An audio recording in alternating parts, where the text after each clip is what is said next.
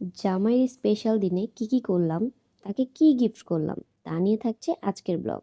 আসসালামু আলাইকুম। এইটা আমার ফার্স্ট ব্লগ। কিভাবে কি বলবো, কি করব বুঝতে পারছি না। আমি আর আমার কাজিন দুজন মিলে একটু ছোট করে ডেকোরেশন করার চেষ্টা করছিলাম। হ্যাপি বার্থডে লেখাটা দেওয়ার পর আমি বেডশিটটা একটু চেঞ্জ করে নিলাম, যেন একটু ঘরটা সুন্দর লাগে। এই তো আমাদের ডেকোরেশন কমপ্লিট। এইবার আমার মাথায় কিছুই আসতেছিল না, একদম সিম্পল করে ছোট করে একটু সাজানোর চেষ্টা করেছি। যাই হোক, জানি না কেমন হয়েছে। 12টা বাজার সাথে সাথেই আমি তাকে রেডি করে নিয়ে চলে আসি সারপ্রাইজ দেওয়ার জন্য।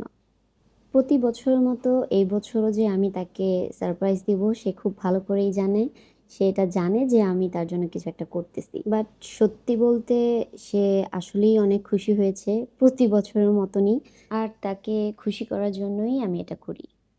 এইবার খুব সিম্পল একটা কেক অর্ডার করেছি আমি, বাট কেকটা কিউট ছিল। তারপর আমি তাকে খুব সুন্দর করে হ্যাপি বার্থডে উইশ করি। সে আসলেই একটু লজ্জা পাচ্ছিল, আমি বুঝতে পেরেছি। তারপর কেক কাটলাম। পরের দিন আমি একটু রেডি হচ্ছিলাম বার্থডে গিফট কিনতে যাওয়ার জন্য। মেনলি আমি গিফট কিনতে গিয়ে আমি নিজেই গিফট পেয়ে গিয়েছি। আমাকে বলছে যে চলো, তুমি যখন ব্লগ করবে তোমাকে একটা মাইক কিনে দিই। আমি তো নতুন মাইক পেয়ে এত খুশি হয়ে গিয়েছিলাম, কি যে বলবো। পরে আমি একটু মাইকগুলো চেক করে দেখছিলাম যে সব কিছু ঠিকঠাক আছে কি না। আমি গিফট পেয়ে পরে চলে গিয়েছিলাম তার গিফট কেনার জন্য। আমি তাকে আরও 2 বছর আগে টাইটান থেকে একটা ওয়াচ গিফট করতে চেয়েছিলাম, তখন সে নেয়নি। এইবার আমি বলেছি যে না, এবার তোমার নিতেই হবে, আমি জোর করে তোমাকে এটা দিব। 3টা ঘড়ির মধ্যে আমরা খুবই কনফিউজড হয়ে গিয়েছিলাম যে আমরা কোনটা নিব।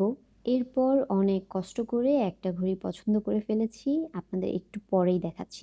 গাড়িতে ওঠার পরেই আমি বলছিলাম যে চলো এটা আনবক্সিং করি, দেখি তোমাকে কেমন লাগছে।